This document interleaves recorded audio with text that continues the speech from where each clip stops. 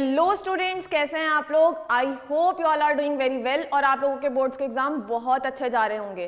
पर आप लोगों में से बहुतों का ये कहना था कि मैम लाइफ प्रोसेस बहुत ज़्यादा लेंदी चैप्टर है, थोड़ी मुश्किल होती है उसमें, तो मैं स्पेशली उसका रिविजन कराने आ गई हूँ। ओके, तो हम क्या करेंगे, हम लोग एक एक प्रोसेस को लेकर चलेंगे आगे की टेंशन लिए बिना। पर जिनको आगे के प्रोसेस थोड़े से भी आते हैं वो लोग एकदम कनेक्ट करते हुए चलेंगे कॉन्सेप्ट्स को। ओके, तो हमें क्या करना है, हमें एक एक पढ़ना है और फिर उसके क्वेश्चन अटेम्प्ट करने हैं। अगर आपको क्वेश्चंस की भी वीडियो चाहिए तो आप लोग कमेंट कर सकते हैं। ओके, तो स्टार्ट करते हैं। पर उससे पहले एक चीज़, डिफरेंस बिटवीन यूनिसेलुलर और मल्टीसेलुलर। अरे ये इतनी आसान बात है तो मैं क्यों बोल रही हूँ। देखो, आपके एनसीईआरटी में एक शुरू के इंट्रोडक्शन में ये एक पैराग्राफ दिया हुआ है जहाँ पर मेंशन किया हुआ है कि डिफ्यूजन क्यों कंप्लीट नहीं कर सकता मल्टीसेलुलर्स की रिक्वायरमेंट्स, चाहे वो न्यूट्रिशन में हो, चाहे रेस्पिरेशन में हो, चाहे ट्रांसपोर्टेशन वगैरह में हो, किसी में भी डिफ्यूजन के थ्रू हमारा पूरा काम नहीं हो सकता। तो ऐसा क्यों है? क्योंकि मल्टीसेलुलर्स का बॉडी ऑर्गेनाइजेशन इतना ज़्यादा कॉम्प्लेक्स होता है, साथ ही इतने सारे सेल्स होते हैं कि सिर्फ डिफ्यूजन अकेला काम करेगा तो काम नहीं चलेगा। ओके, तो ये एक इम्पॉर्टेंट पैरा है। साथ ही आप लोग ये याद रखेंगे कि किसी को भी अगर हमें बताना है वो लिविंग है या नॉन लिविंग, तो उसमें क्या होना चाहिए, मूवमेंट। और मूवमेंट हमें जो दिखता है वो तो होता ही है, पर साथ साथ में माइनर मूवमेंट, मतलब जिन मॉलिक्यूल से हम बने हुए हैं उनमें भी मूवमेंट चलता है और वही बताता है कि ऑर्गेनिज्म लिविंग है या नॉन लिविंग। इसीलिए हम पढ़ते हैं कि जो वायरस हैं उनमें कोई मूवमेंट नहीं होता है अनलेस एंड अनटिल वो अपने किसी होस्ट के अंदर प्रेजेंट हो। इसीलिए वो लिविंग में भी आते हैं और नॉन लिविंग में भी आते हैं। ओके, तो अब स्टार्ट करते हैं न्यूट्रिशन। चलिए, तो nutrition is the process of intake. अच्छा, यहाँ पर ध्यान रखेंगे सारी चीज़ों का। कभी आपको लगे थोड़े बड़े पैराग्राफ हैं, टेंशन नहीं लेना, वर्ड्स पे ध्यान रखना, कॉन्सेप्ट पे ध्यान रखना। मैं रिवीजन कराऊंगी, सिर्फ इंपॉर्टेंट टॉपिक्स का ही कराऊंगी। तो पर यहाँ पर वो चीज़ें लाई हूँ मैं जहाँ से क्वेश्चन उठते हैं, तो ध्यान से सुनिएगा। ओके, तो process of intake of nutrients and utilising it, इसको याद रखना है, utilising it to provide energy for performing various activities. यहाँ पर न्यूट्रिशन क्या काम करता है, एक तो मतलब न्यूट्रिशन होता क्या है, तो डेफिनेशन में आप खाना तो लिखेंगे ही लिखेंगे, इनटेक, बट उसके साथ क्या लिखना नहीं भूलना है, यूटिलाइजिंग इट, उसको यूज करना भी न्यूट्रिशन के अंदर आएगा। ओके, उसके बाद हम ये देखते हैं कि हमारा जो सिंपलेस्ट फूड होता है वो क्या है, ग्लूकोज। हम बाकी चीज़ें भी खाते हैं, फैट, प्रोटीन्स, ये सब भी खाते हैं, बट जिससे एनर्जी मिलती है और जो सिंपलेस्ट फूड हम यूज़ करते हैं एनर्जी के लिए वो क्या है, ग्लूकोज। ओके, ग्लूकोज क्या है, और एक कार्बोहाइड्रेट, ये चीज़ याद रखेंगे। फिर नीड क्या है न्यूट्रिशन की, बहुत ही बेसिक चीज़ है, आपको ऊपर आनी चाहिए। It provides energy for various activities, metabolic processes के लिए, ग्रोथ के लिए, रिपेयर के लिए चाहिए होता है, और साथ ही जो पॉइंट शायद से आप में से बहुतों को नहीं पता होगा, ये हमें देता है रेजिस्टेंस अगेंस्ट वेरियस डिजीजेस, मतलब ये हमें इम्यूनिटी भी प्रोवाइड करेगा। जैसे आपने बहुत सारे एड्स में सुना होगा ना, बॉर्नविटा के, च्यवनप्राश के, कि ये हमारे इम्यून सिस्टम को बढ़ाता है, अच्छा करता है, क्योंकि उसमें अच्छी चीज़ें होती हैं, मतलब ऐड में ऐसा बताते हैं, राइट। तो ऐसी अच्छी चीज़ें भी हमें खाने को होती हैं, जैसे आंवला, करेला, है ना, कड़ी कड़ी चीज़ें, तो वो हमारी इम्यूनिटी को अच्छा बनाती हैं। ओके, चलिए, तो अब हम देखेंगे न्यूट्रिएंट्स के टाइप। यहाँ पर क्या है, न्यूट्रिशन, न्यूट्रिएंट क्या है, जो हम खाना इंटेक करते हैं उससे जो हमें मिलता है वो होते हैं न्यूट्रिएंट्स। तो दो तरह के हो सकते हैं यहाँ पर, माइक्रो और मैक्रो। माइक्रो जो हमें लेस क्वांटिटी में चाहिए होते हैं, जैसे विटामिन्स और मिनरल्स, एंड मैक्रो जो ज़्यादा चाहिए होते हैं, जैसे कि कार्बोहाइड्रेट्स एंड प्रोटीन्स और फैट। ओके, जो आपका क्लासिफिकेशन है इसकी सिग्निफिकेंस थोड़ी सी कम है, मेन आपको ये याद रखना है, ठीक है। तो यहाँ पर दो तरह से और हो सकता है डिफाइन या क्लासीफाई आपका न्यूट्रिएंट, ऑर्गेनिक और इनऑर्गेनिक। ऑर्गेनिक होते हैं जो कार्बन कंपाउंड्स होते हैं, कार्बन में भी स्पेशली मैं कहना चाहूँगी जो हाइड्रोकार्बन्स होते हैं। ओके, जैसे कि उनमें कौन कौन से आएंगे, आपके कार्बोहाइड्रेट्स आएंगे, प्रोटीन्स आएंगे, लिपिड्स आएंगे। ओके, अब इनऑर्गेनिक कौन से होते हैं, जो विदाउट कार्बन होते हैं। इसका एक एक्सेप्शन हमें पढ़ना है, CO2। अब CO2 क्यों है एक्सेप्शन, क्योंकि इसके पास क्या नहीं है, हाइड्रोजन नहीं है। ओके, तो ये हो गया आपका एक्सेप्शन, इसे बहुत अच्छे से याद रखेंगे। इसके अलावा जैसे H2O बहुत बार काम आने वाला है, तो ये भी आपका क्या है, इनऑर्गेनिक। ओके, ये बहुत, मुझे नहीं लगता इसमें कोई मुश्किल आई होगी। मोड्स ऑफ न्यूट्रिशन, ये आपका बहुत ही इंपॉर्टेंट टॉपिक है, इसे ध्यान से कर जाएंगे। ओके, तो तो दो तरह के मोड्स होते हैं हमारे, ऑटोट्रॉफिक एंड हेट्रोट्रॉफिक। अब ऑटोट्रॉफिक हमें पता है जो अपना खाना खुद से बनाते हैं, पर यहाँ पर याद रखने वाली बात क्या है, जो भी खुद से खाना बनाएगा वो इनऑर्गेनिक मटेरियल को यूज करेगा, चाहे वो कोई भी हो। क्या यूज करेगा? इनऑर्गेनिक मटेरियल, जो भी हमने पढ़े थे, ओके, जैसे कार्बन डाइऑक्साइड, वाटर, ये सब। यहाँ पर ये दो तरह के हो सकते हैं, chemo autotrophs and photo autotrophs. तो कीमो ऑटोट्रॉफ, कीमो मतलब केमिकल, ऑटो मतलब खुद से, ट्रॉफ मतलब फूड। यहाँ पर एक चीज याद रखेंगे, ट्रॉफ मतलब फूड रिलेटेड होगा आपका, न्यूट्रिशन से रिलेटेड, और ट्रॉपिक मतलब होगा आपका मूवमेंट। तो ये चीज में कंफ्यूजन नहीं करना है और गलत नहीं लिख कर आना है, ठीक है? तो इस चीज को ध्यान रखेंगे हमेशा।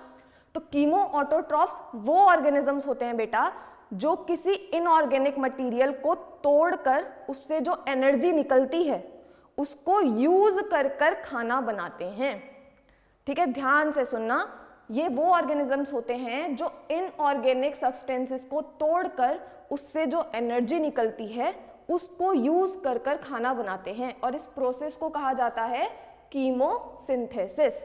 ओके, नाउ फोटो ऑटोट्रॉफ, ये तो हमें बहुत पहले से पढ़ते आ रहे हैं हम लोग। फोटो लाइट, ऑटो खुद से, ट्रॉफ न्यूट्रिशन।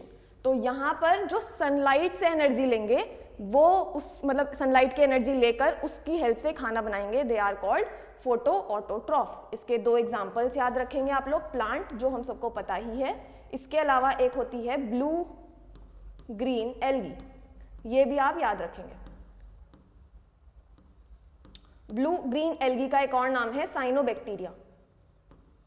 यहां से क्वेश्चन बन सकता है, इसलिए इसको याद रखेंगे, ठीक है?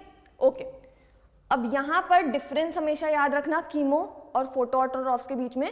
ये इनऑर्गेनिक से जो केमिकल से ब्रेक डाउन होकर जो एनर्जी निकलती है वो यूज करता है, और ये सनलाइट यूज होते हैं, ठीक है? अब बात करते हैं हेट्रोट्रॉफिक्स के बारे में। हेट्रोट्रॉफिक्स डिपेंड ऑन ऑटोट्रॉफ डायरेक्टली और इनडायरेक्टली, या तो डायरेक्टली इनको खाएंगे या फिर इनको खाने वाले जानवरों को खाएंगे, ठीक है? तो पहले इनके भी तीन टाइप्स हैं, saprotrophic, parasitic and holozoic. Saprotrophic कौन से होते हैं? जो डेड एंड डिके पे मतलब जो डेड और डिको को खाते हैं। अब खाते हैं कैसे खाएंगे, ये इस चीज पे ध्यान रखना है। ये एंजाइम्स को बाहर रिलीज करते हैं, बाहर ही उस डेड और डिके को डाइजेस्ट कर लेते हैं, और उसके बाद न्यूट्रिएंट्स को इनटेक करते हैं। तो डाइजेशन क्या होगा? बाहर होगा, ये चीज याद रखेंगे। एग्जाम्पल क्या है इसके? जितने भी आपके फंगस होते हैं। उसके बाद पैरासिटिक वो ऑर्गेनिजम्स होते हैं जो किसी और ऑर्गेनिज्म से न्यूट्रिशन लेते हैं, जैसे कि लाइस, टिक्स जिन्हें हम कहते हैं, लीच, ये सारे। ये दो तरह के हो सकते हैं, एंडो और एक्सो। एंडो जो बॉडी के अंदर रहते हैं, मतलब जो अपने होस्ट के अंदर रहेंगे, एक्सो जो बाहर रहेंगे। ओके, तो एक्टो भी बेटा एक्सो को ही बोला जाता है, एक्सो को ही एक्टो बोला जाएगा। तो इसके एग्जांपल्स लीच, टिक्स, लाइसेस ये सब हैं, और एंडो पैरासाइट के एग्जांपल्स जैसे कि आपका राउंड वॉर्म, टेपवॉर्म, ये सब है। ओके, अब बात करते हैं होलोजोइक की। तो होलोजोइक वो न्यूट्रिशन का मोड है जहां पर ऑर्गेनिज्म पहले खाएगा, उसके बाद अपने अंदर पेट में डाइजेस्ट करेगा, फिर उसको यूज करेगा। ओके, तो इन दोनों में मेजर डिफरेंस याद रखना है, यहाँ पर बाहर हो रही है डाइजेशन, यहाँ पर अंदर हो रही है। चलिए आगे चलते हैं। तो अब देखेंगे हम डिटेल में न्यूट्रिशन इन प्लांट्स। ओके, तो फोटोसिंथेसिस, बड़ी सी डेफिनेशन देख के डरना नहीं है, कॉन्सेप्ट पे ध्यान देना है। ये एक एनाबॉलिक प्रोसेस है, मतलब यहाँ पर कोई चीज बनेगी, ठीक है? कोई चीज यहाँ पर बनेगी। फिजियोकेमिकल है, मतलब यहाँ पर केमिकल रिएक्शंस मतलब होती होंगी, ओके, होंगी। यहाँ पर एंडरगोनिक मतलब कि यहाँ पर एनर्जी लगती है, लगानी पड़ती है, यहाँ पर हमें एनर्जी देनी पड़ेगी, कोई चीज बनाएंगे तो एनर्जी देनी पड़ती है, ठीक है? उसके बाद एंजाइमेटिकली कंट्रोल्ड। अब यहाँ पे बहुत बच्चों को एंजाइम का मतलब नहीं याद रहता है, पता नहीं होता है। तो एंजाइम्स वो सब्सटेंसेस होते हैं जो रेट ऑफ रिएक्शन को बढ़ाते हैं। क्या करते हैं? रेट ऑफ रिएक्शन को बढ़ाते हैं, इंक्रीज रेट ऑफ रिएक्शन। और इन्हीं को हम लोग एक और नाम दे देते हैं बायो कैटलिस्ट, क्योंकि कैटलिस्ट भी वो सब्सटेंसेस होते हैं जो आपके रेट ऑफ रिएक्शन को बढ़ाते हैं, और ये बायो कैटलिस्ट है, मतलब लिविंग ऑर्गेनिज्म के अंदर मिलने वाला कैटलिस्ट है। ओके, चलिए आगे बात करते हैं। Enzymatically controlled process of synthesis of organic matter. यहां पर क्या बनेगा? Organic matter, glucose. By photo autotrophs, example दिए हुए हैं plant blue green algae, using inorganic molecule. तो यूज होता है inorganic molecule CO2 and water, और बनता क्या है, organic material glucose, in the presence of, very important thing, chlorophyll and sunlight. दो चीजों की यहाँ पर जरूरत होती है। तो जब आप, अगर आपसे पूछा जाता है कि रिक्वायरमेंट्स क्या हैं, तो आप 4 रिक्वायरमेंट्स लिखते हैं इसके, CO2, H2O, sunlight and then आपका क्लोरोफिल। ओके, प्रोडक्ट क्या मिलते हैं यहाँ से हमें, प्रोडक्ट हमें मिलता है ऑक्सीजन, ग्लूकोज, एक चीज यहाँ पर बच्चे भूल जाते हैं जो कि है मेटाबॉलिक वाटर, वाटर भी मिलता है थोड़ा सा। तो यहाँ पर क्या क्या मिलता है हमें, ग्लूकोज, ऑक्सीजन एंड H2। ठीक है, तो ये आपकी रिएक्शन है, आपको याद रहनी चाहिए, 6CO2 6H2O। ठीक है, बैलेंस रिएक्शन लिखेंगे हमेशा। यहाँ पर एरो के ऊपर सनलाइट, यहाँ पे आप लोग सनलाइट हमेशा लिखेंगे, और नीचे क्लोरोफिल। ये चीजें हमेशा आपको मेंशन करनी है, C6H12O6 ग्लूकोज, यहाँ पर O2 प्लस यहाँ पर वाटर भी होगा। ओके, तो ये चीजें हमेशा याद रखनी है, लिखनी। ये हो गया आपका फोटोसिंथेसिस। यहाँ से बेसिक क्वेश्चंस बनते हैं, MCQs बनते हैं, तो इसे याद रखना है। चलिए अब बात करते हैं प्रोसेस की। तो प्रोसेस बहुत इजी है, इसको बहुत बच्चे बहुत हवा समझते हैं, हार्ड समझते हैं, हार्ड नहीं है। सबसे पहले लाइट को एब्जॉर्ब करना है। ठीक है, प्लांट्स जो है लाइट एब्जॉर्ब करेंगे, किसकी हेल्प से करते हैं, क्लोरोफिल की हेल्प से। क्लोरोफिल क्या है, एक पिगमेंट है। यहाँ पर क्लोरोफिल क्या है, एक पिगमेंट, और किस कलर का होता है याद रखेंगे, green. Okay, present in chloroplast, chloroplast क्या है यहाँ पे, ऑर्गेनेली है, ऑर्गेनेली है। ठीक है, ये चीज याद रखेंगे कि क्लोरोप्लास्ट क्या है यहाँ पे, ऑर्गेनेली है, सेल के अंदर प्रेजेंट होता है, और उस ऑर्गेनेली के अंदर प्रेजेंट होता है क्लोरोफिल। ठीक है, नेक्स्ट क्या है, जो लाइट एनर्जी हमने अभी ली, एब्जॉर्ब करी, उसको बदल दिया जाएगा केमिकल एनर्जी में। अब केमिकल एनर्जी क्या है यहाँ पर, बहुत अच्छे से याद रखेंगे, यहाँ पर केमिकल एनर्जी है ATP। ठीक है, अब नेक्स्ट चीज, ये स्टेप मैंने ऐड कर दिया है, वैसे इसी के सेकंड स्टेप के साथ ही आता है। ओके, तो फोटोलाइसिस ऑफ वाटर, मतलब वाटर को तोड़ा जाएगा लाइट एनर्जी की हेल्प से ही, लाइट एनर्जी की प्रेजेंस में ही वाटर को तोड़ा जाएगा, किसमें, आपका हाइड्रोजन के आयंस में, और साथ ही साथ ऑक्सीजन में। ठीक है, यहीं से जो ऑक्सीजन निकलती है वो स्टोमेटा के थ्रू रिलीज होती है और हम लोग इनहेल करते हैं। चलिए नेक्स्ट और लास्ट स्टेप, ये सबसे ज्यादा इंपॉर्टेंट स्टेप है। ओके, ये स्टेप इंपॉर्टेंट है, एक ये वाला स्टेप इंपॉर्टेंट है आपका। इस स्टेप में क्वेश्चन बनते हैं काफी सारे। तो यहाँ पर लिखा हुआ है फिक्सेशन और रिडक्शन, तो इस रिडक्शन को याद रखेंगे, यहाँ से MCQ बनते हैं। रिडक्शन ऑफ कार्बन डाइऑक्साइड, मतलब कि कार्बन डाइऑक्साइड के और ज्यादा बॉन्ड्स बनाए जाएंगे। रिडक्शन हम वहां पर बायो में यूज करते हैं जहां पर कोई चीज बन रही होती है, और ऑक्सीडेशन उसका उल्टा, ऑक्सीडेशन वहां यूज करते हैं जहां पर कोई चीज टूटती है। ठीक है, तो जब ग्लूकोज हम लोग आगे जाकर पढ़ते हैं, रेस्पिरेशन में टूटता है ग्लूकोज, तो वहां हम बोलते हैं ऑक्सीडेशन ऑफ ग्लूकोज। यहाँ पर बन रहा है तो यहाँ पर रिडक्शन ऑफ कार्बन डाइऑक्साइड, जिससे क्या बन जाएगा हमारा ऑर्गेनिक ग्लूकोज। चलिए, इसके बाद जब ये प्लांट आपका ग्लूकोज बना लेता है, सनलाइट पूरे दिन आ रही है, पूरे दिन ग्लूकोज बन रहा है, जो ग्लूकोज बच जाता है, जो प्लांट नहीं यूज कर पाते, वो किस फॉर्म में स्टोर होते हैं, आपके स्टार्च में।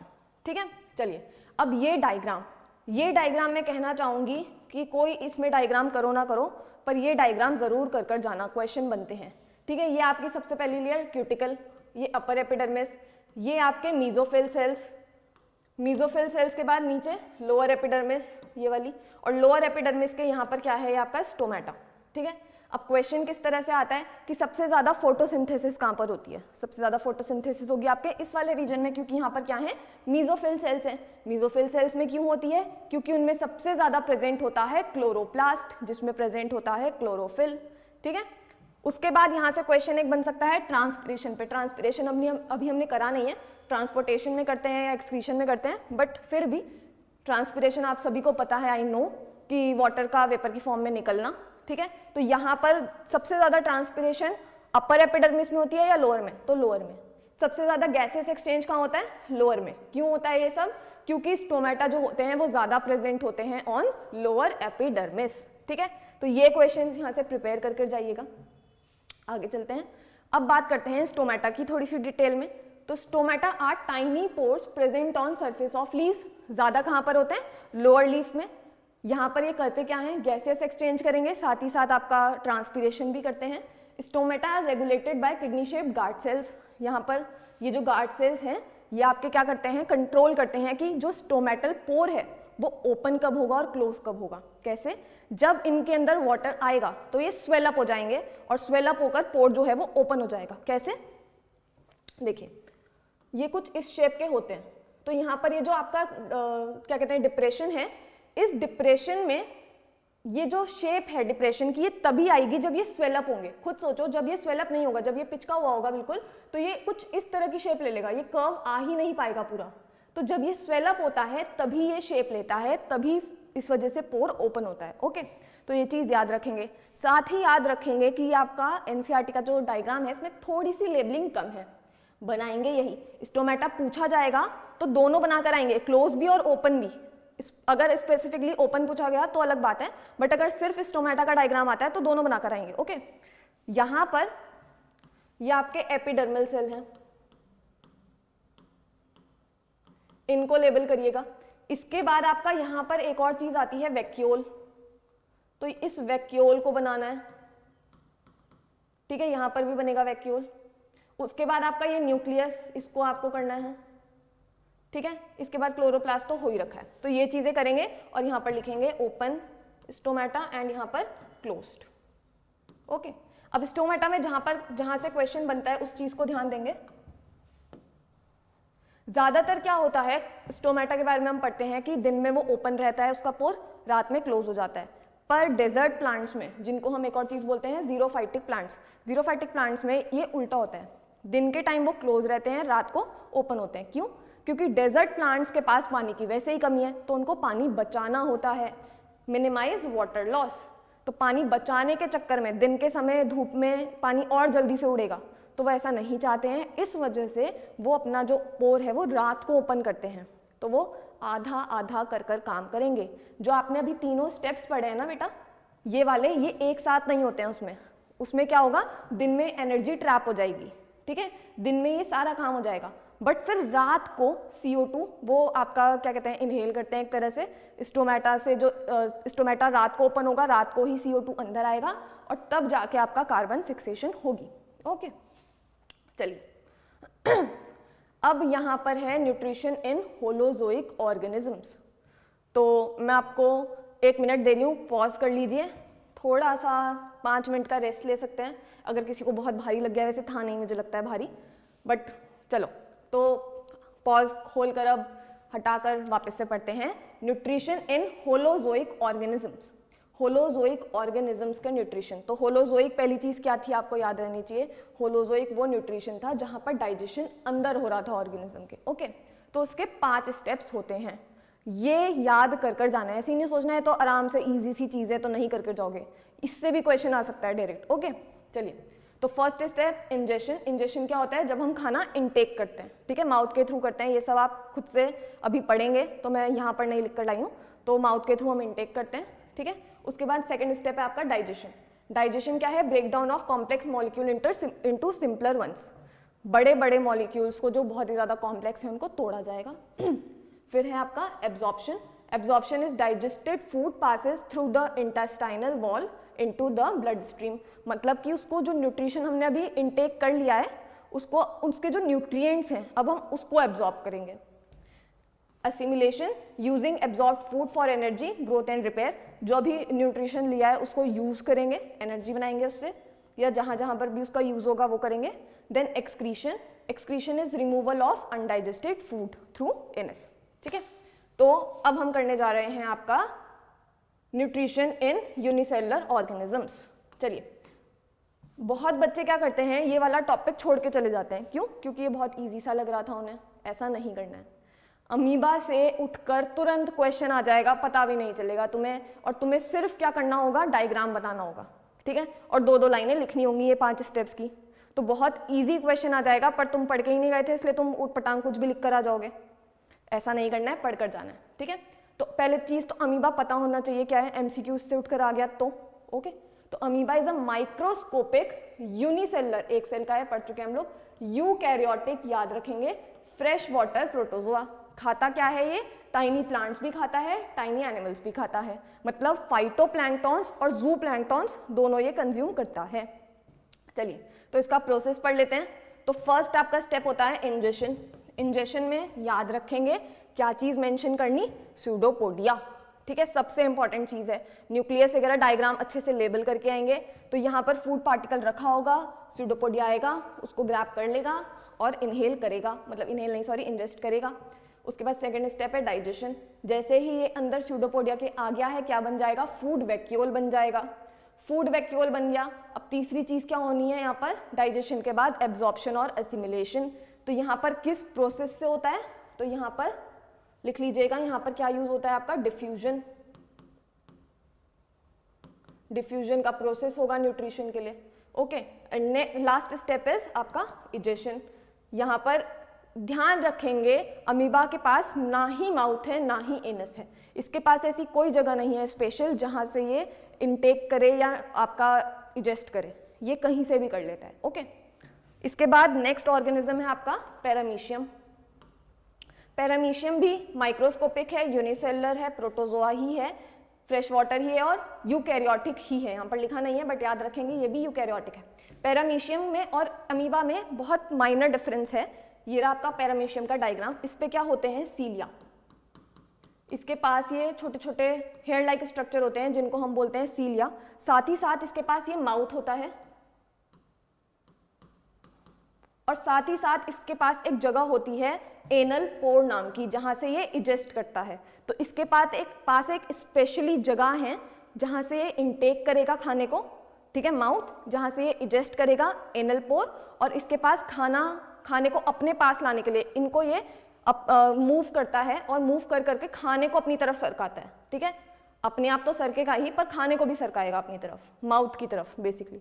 ठीक है, तो यहाँ पर ये सीलिया की हेल्प लेता है और इसके पास अपने स्पेशल ऑर्गन्स प्रेजेंट है। ठीक है, चलिए आगे चलते हैं। तो अब हम करने वाले हैं डाइजेशन इन ह्यूमंस। थोड़ा सा टफ लगने वाला टॉपिक है बट बहुत ईजी टॉपिक है, मेरी बात मानो।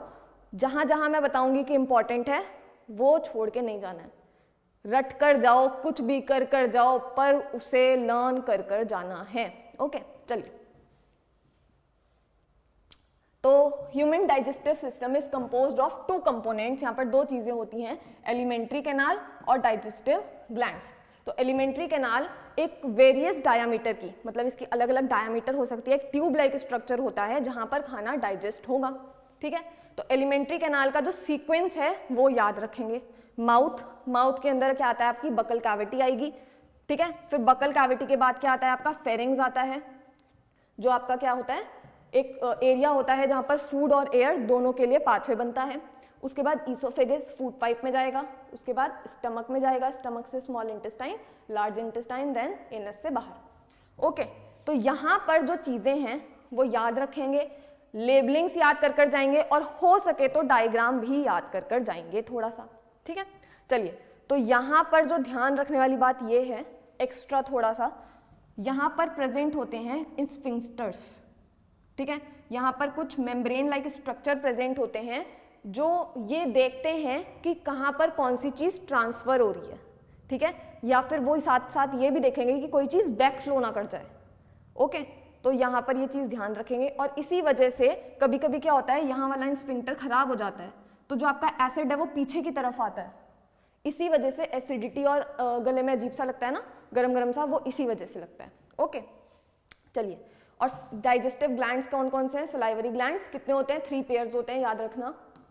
3 पेयर्स मतलब टोटल 6 होंगे, लिवर और पेनक्रियास। चलिए आगे बात करते हैं इन सब के बारे में। सबसे पहला स्टेप क्या था हमारा? इंजेशन। तो इंजेशन हम बात कर चुके हैं, इनटेक करना। कहाँ से इनटेक होता है? माउथ से। तो सबसे पहली चीज एक वर्ड याद रखना है, मैस्टिकेशन, चबाने को बोलते हैं। ठीक है, किसी भी चीज को चबाएंगे तो उसका सरफेस एरिया हम इंक्रीज करते हैं। ओके, ऐसे समझना, एक बड़ा सा मॉलिक्यूल है, इसका सरफेस एरिया सिर्फ इतना सा है, अगर मैं इसी को छोटे छोटे मॉलिक्यूल्स में कन्वर्ट कर दूंगी तो सरफेस एरिया यहाँ पर इंक्रीज हो जा रहा है। ये तो था ही था बट ये भी आ गया, ये तो था ही था, ये भी आ गया हमारे पास। ठीक है, तो सरफेस एरिया इंक्रीज होगा यहाँ पर मैकेनिकल डाइजेशन से। उसके बाद मैस्टिकेटेड फूड जो होता है, सलाइवा के साथ क्या बनाता है, बोलस, ये वर्ड याद रखेंगे। डीग्लूटेशन इतना इंपॉर्टेंट वर्ड नहीं है, इसको बोलते हैं घूटने को, ठीक है, डीग्लूटेशन, यहाँ पर टंग की हेल्प से डीग्लूटेशन होगा। साथ ही साथ टेस्टिंग और आपका स्पीकिंग और स्वॉलोइंग और मिक्सिंग द फूड में आपकी टंग जो है वो हेल्प करेगी, ये चीज़ याद रखेंगे, ठीक है। उसके बाद ईसोफेगस, वेरी इंपॉर्टेंट चीज़, ये वाली आपकी इंपॉर्टेंट है, इसको पढ़कर जाना है, कुछ और पढ़ो ना पढ़ो, ठीक है। ये बहुत इंपॉर्टेंट है कि आपकी पेरिस्टाल्टिक मूवमेंट क्या होती है। तो पेरिस्टाल्टिक मूवमेंट एक इनवॉलेंटरी, हम खुद से नहीं कर सकते हैं ना खुद से रोक सकते हैं, इनवॉलेंटरी मूवमेंट है जहाँ पे ईसोफेगस आपकी रिलैक्सेशन और कॉन्ट्रैक्शन की धीरे धीरे मूवमेंट करता है और खाने को नीचे सरकाता है, ठीक है।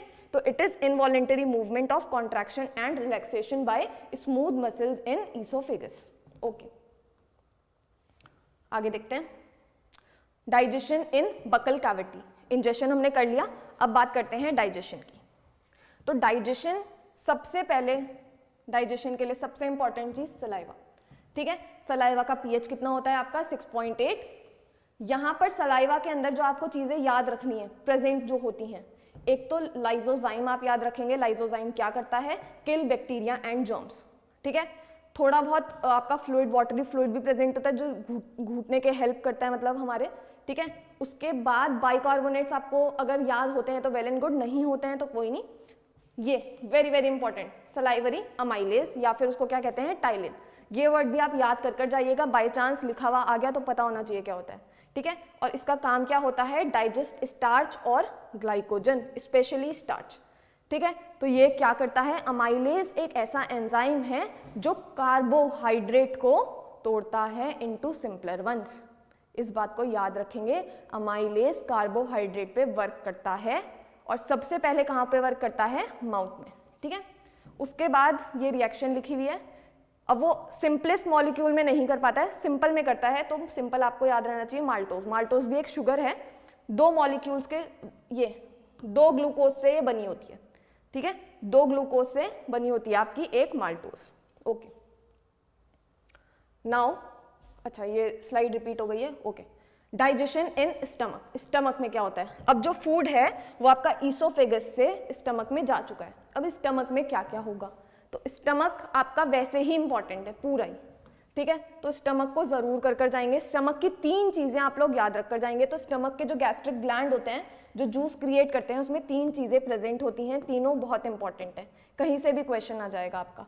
पहली चीज HCl, HCl क्या करता है, HCl पहला तो आपका किल बैक्टीरिया, बहुत ज्यादा एसिडिक होता है तो सारे बैक्टीरिया को किल कर देता है। दूसरी चीज एक्टिवेट पेप्सिनोजन इनटू पेप्सिन, अब ये क्या बोला है, ये है एंजाइम, ये है आपका इनएक्टिव एंजाइम, ये क्या है, इनएक्टिव एंजाइम है, और ये है एक्टिव। तो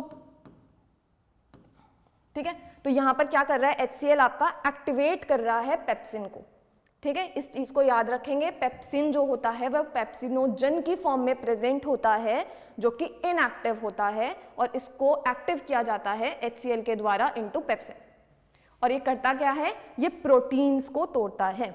चलिए, उसके बाद म्यूकस, म्यूकस क्या करता है, protect the stomach lining from the acid, यहाँ से क्वेश्चन बहुत बार आता है।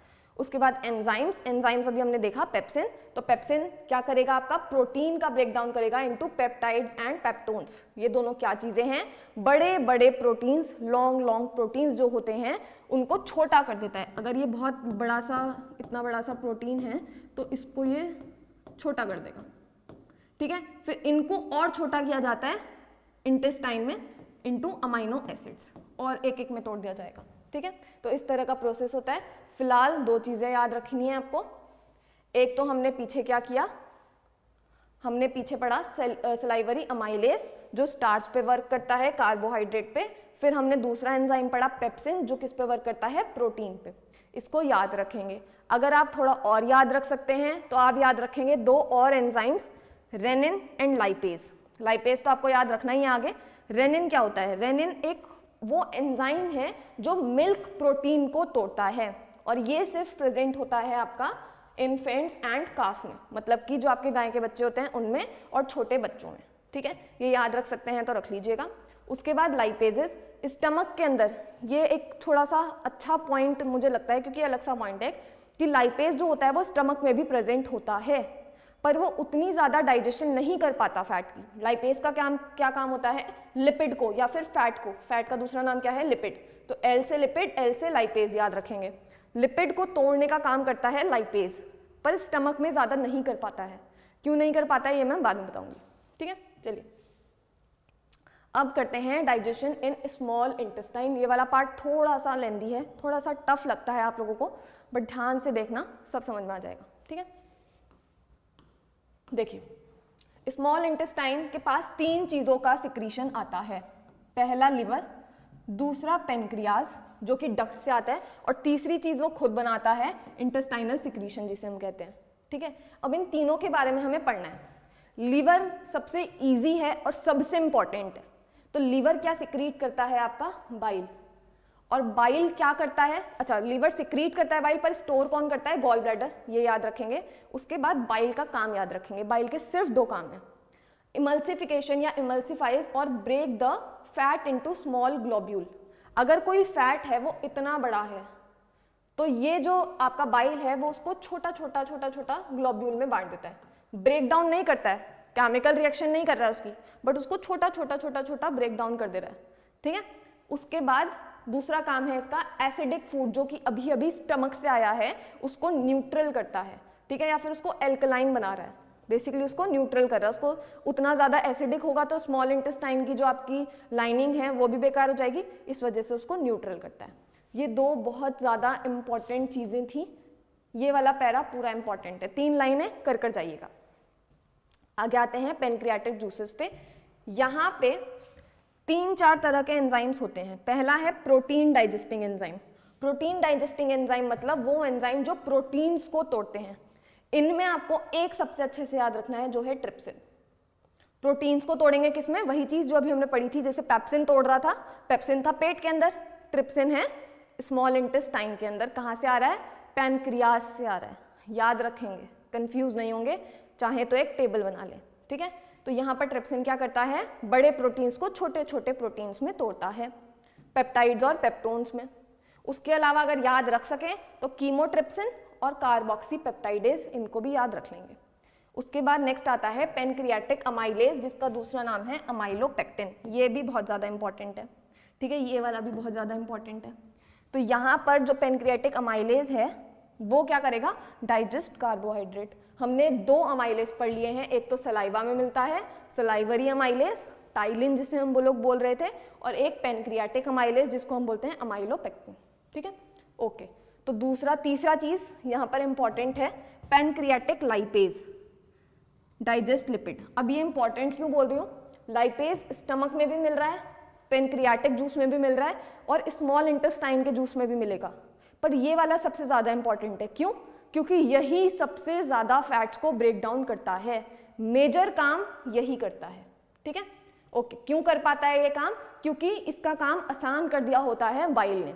बाइल काम आसान कर चुका है, छोटे छोटे टुकड़े कर चुका है, अब बस उनको तोड़ने का काम करता है पेनक्रियाटिक लाइपेज, ओके। नेक्स्ट है न्यूक्लियस। ये आपको याद हो तो अच्छी बात है, न्यूक्लिक एसिड से आपको याद रहेगा, वैसे ये तो आपको पता होगा, न्यूक्लिक एसिड डीएनए आरएनए, तो उसको तोड़ने का काम क्या करते हैं, न्यूक्लियेसेस, ठीक है।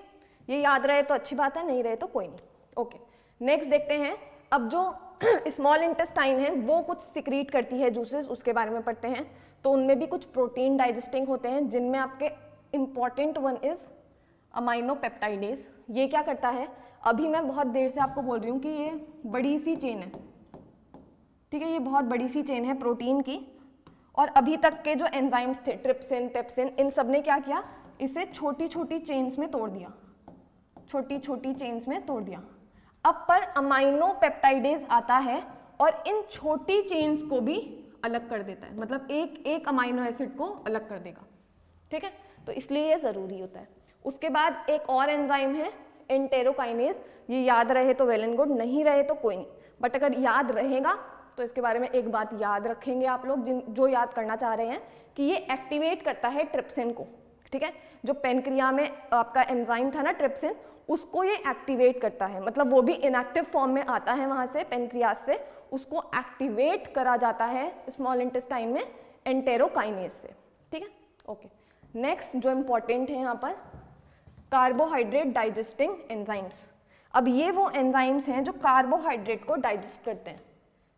एक तो स्टार्च को डाइजेस्ट करने का मेन काम कर लिया था आपके सलाइवरी अमाइलेज और पेनक्रियाटिक अमाइलेज ने, पर वो जो अमाइलेज हैं वो छोटे टुकड़े करते हैं। सेम जैसे अभी हमने प्रोटीन के साथ बोला, आपका ये शुगर है, शुगर भी बहुत लेंदी चेन होती हैं, ब्रांच्ड होती हैं, यहाँ ऐसे ऐसे ब्रांचिंग होगी इनमें। अब ये जो लंबी सी चेन है इसको अमाइलेज छोटी छोटी 2-2 की चेन में तोड़ देता है ज़्यादातर, ठीक है, 2-2 की चेन में इसको तोड़ दिया जा रहा है। अब ये 2-2 की चेन में तोड़ा हुआ भी बाकी और भी तोड़ना होता है, तो वो ये एंजाइम्स करते हैं, ठीक है।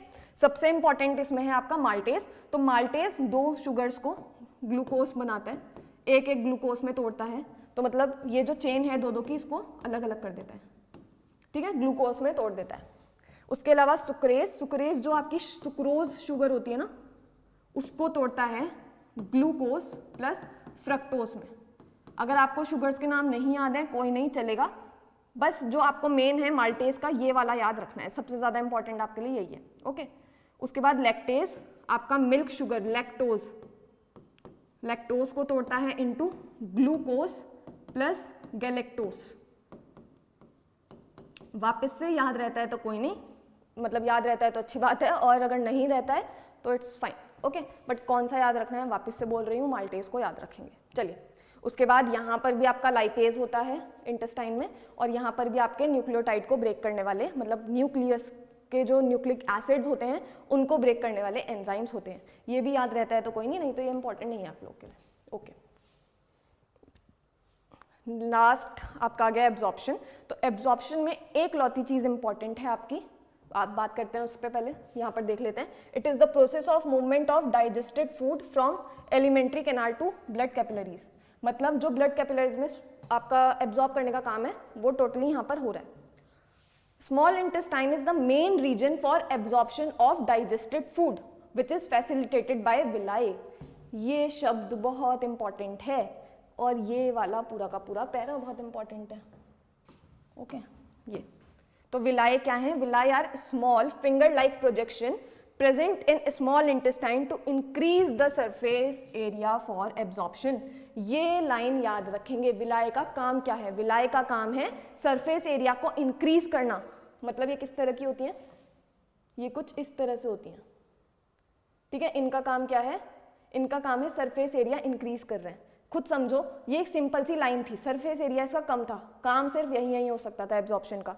बट जब हमने ये सरफेस इंक्रीज कर दिया, इस तरह से कर दिया है, तो यहाँ पर भी होगा, यहाँ पर भी होगा, यहाँ पर भी होगा एब्जॉर्प्शन। उस तरह से हर जगह पर एब्जॉर्प्शन हो पाएगा, ओके। तो इसका काम क्या होता है, increase the surface area for absorption.